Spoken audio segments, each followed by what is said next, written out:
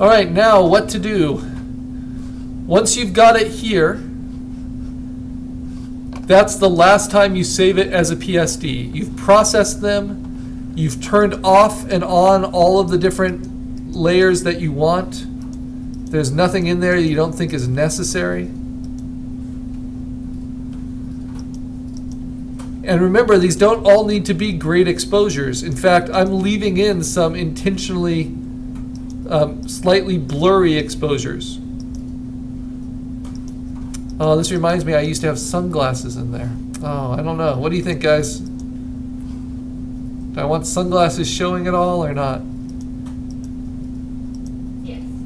Yeah? All right, let me make those sunglasses a little bit more effective then. So just making these decisions will strengthen your overall project.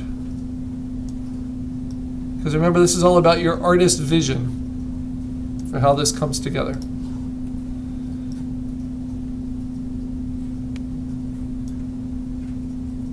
Okay, I like that. The eyes feel still contained. Then do I really need this layer anymore? No, but I think I might want to run it behind because I like that jagged edge.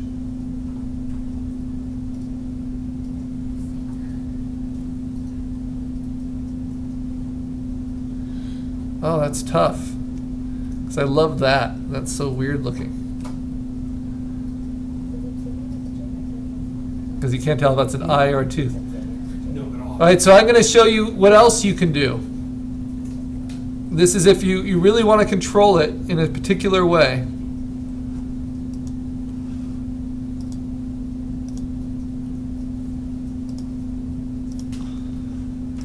We can pretend that we got a different photo than we actually got. So what I'm going to do, just to show you the difference, is make a duplicate of this one, the one I want to use part of. I make a duplicate of it, I move that duplicate out, so that's Command J. I transform it and rotate it so that it's perfectly horizontal and vertical, which can be tricky. You have to do it by eye, and then I'll check it with my guide, so that looks perfectly horizontal and vertical. Right? All the things I was careful not to do before. And now I'm going to change this from being a landscape format photo to being a portrait format photo that still matches my camera's format by deleting one half of it. Okay? Because I want to show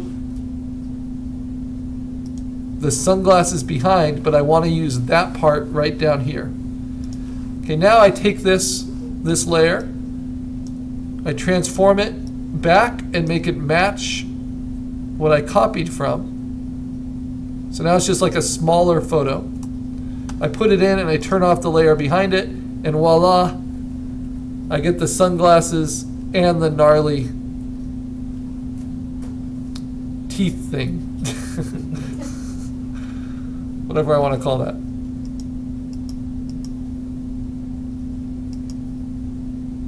And maybe I decide to move it out a little bit more. I think that works. Yeah. So now is my eye getting kind of more interested in it because of the composition? Yes. With the sunglasses, it's reminding me a little of Weekend at Bernie's. The flower lay. Whoops. I don't know what I just did. That was a little scary. Okay. So now, before I do this final step, I just want to see if there's any area I feel has too much or doesn't need to be showing. And this is where you can be a little brave and just take stuff away. So what if I just take that away? Do I still read the Godzilla? I like the depth of the flowers here. And I think the shape of it's maybe even a little bit more interesting than with that big piece covering everything. So maybe I try making this a lot smaller. Oh, it's linked with the others, I see. So what if I unlink it and make it just this aspect of it smaller?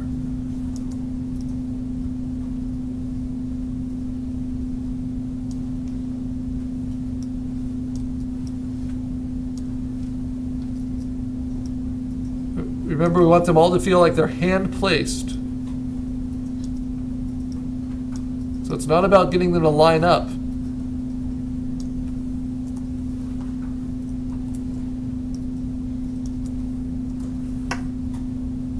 Yeah, I think I like that better.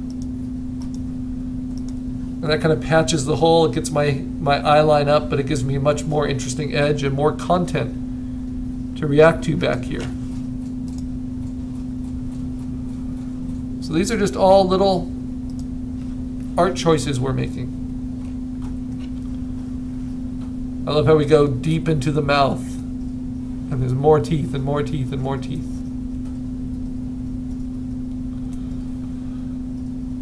All right, so I think I'm ready for the next step. Ah, is that one needed? Yeah, I don't think so. Nope, let's get rid of that one. Just turn it off for now, and then let's brighten this one up.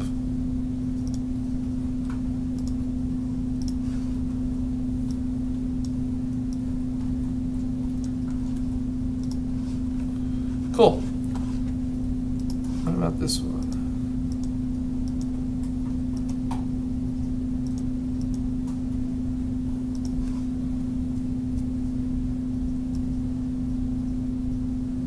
So a little bit more of that eye, maybe.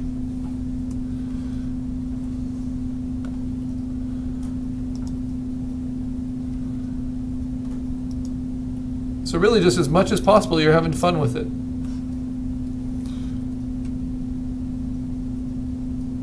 And it really becomes enjoyable when you start zooming in and you see that some things have more definition than others. And it just is this really multi-textural cubist experience looking at everything. Foreground, background, all together.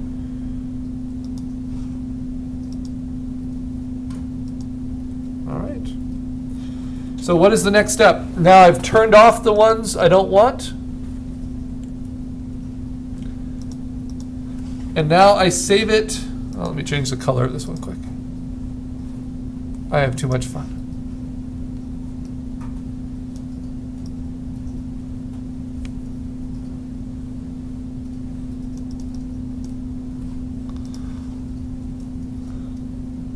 Yeah, throw some purple in there. All right.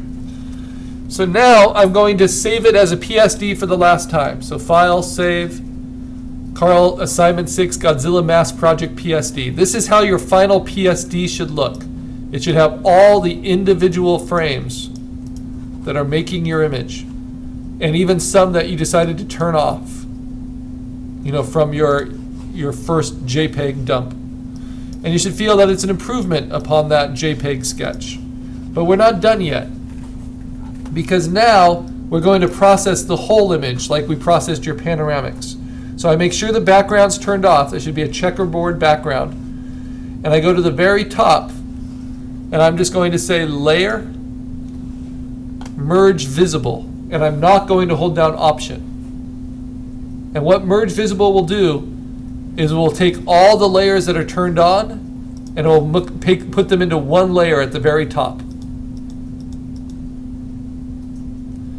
And then I'm going to delete these other layers, including the background sketch. So I'm just left with one layer with a transparent background. Then I save that as my final project, but not as a PSD, as a TIFF. Save that to the desktop. I want it to be an LZW. This is an archive format, and this is what we will print from. But then, because it's a one layer as a TIFF, I can then go to Actions. So Window, Actions, and push this image in a lot of different directions under Carl's Customized Effects, do full run up F9 to view, and press play. And it will give you this, which is annoying. Because it's a TIFF layer, it's called layer 0 instead of background or background copy. So you're just going to have to hit return. But it's worth it because we want to leave that background empty. We don't want to flatten the image, we want to merge visible. That's very important, and you'll see why.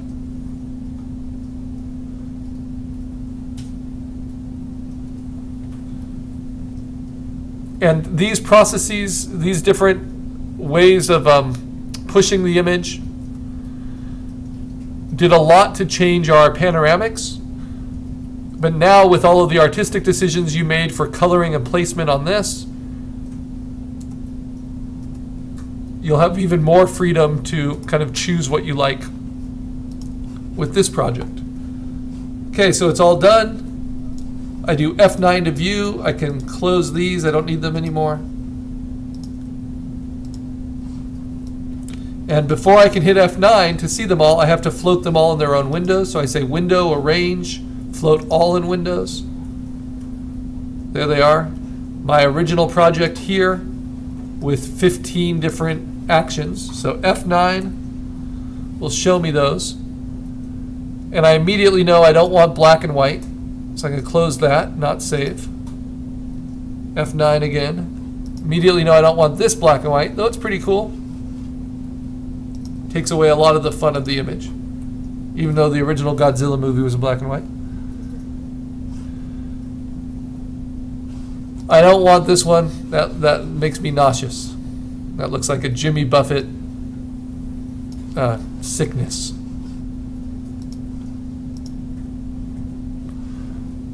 I don't like the orange of this one. So I'm basically just finding ones that don't have anything useful to me. But then every once in a while I might find something pretty interesting. Like this one is weird. Weirdly cyan, but there's something I like about it. I like how the teeth really stand out. I like how the flowers and just the reds kind of separate from everything else. So I'm going to minimize that. I might use that later. The vintage, I think that deadens it. I don't want it.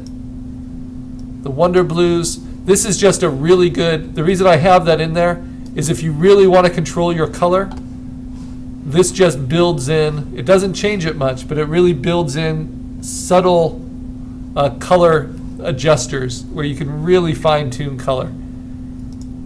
But this isn't about subtlety, this project. This one's just too dark, even though I wouldn't use it as is. This one's just too crazy. This one I kind of like. This one's too muted. This one, heightened drama. There's actually something to that I like. The max texture, something to that I like. Cross-processing, maybe. Sepia, no. Okay, so how many do I have now? I have 1, 2, 3, 4, 5, and then my original. That's a lot. Probably too many, so let me pull from them. Now you notice that some of them, they don't really have white backgrounds. And that's going to become important. So these two are really similar. Max texture versus heightened drama. And I feel like the max texture, that's overdone, but I think I'm going to want that to really show the scales. Whereas heightened drama, it just doesn't overdo it as cleanly as the max texture. So I'm going to get rid of heightened drama because it makes it kind of too much. It almost flattens it out. You can see the adjustment of the filters. Whereas this is a little broken up in some areas. Kind of glitchy, but pretty nice in others. So sometimes you have to look close before you disregard one.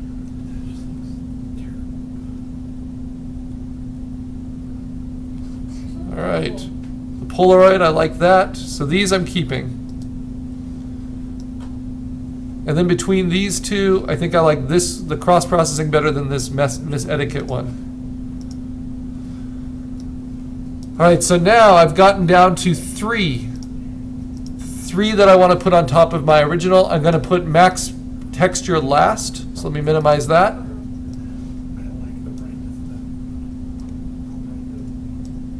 The cross-processing and the Polaroid are very similar, but I'll play. So now I'm going to start layering them on top. So really quick, what do? I flatten it, layer, flatten. And some of you have been doing this a little wrong. I select it all, Command A, copy it, Command C, go to my original file and paste it on. And then close the action. Okay, so I'm going to do that with all three, and I'll do that in the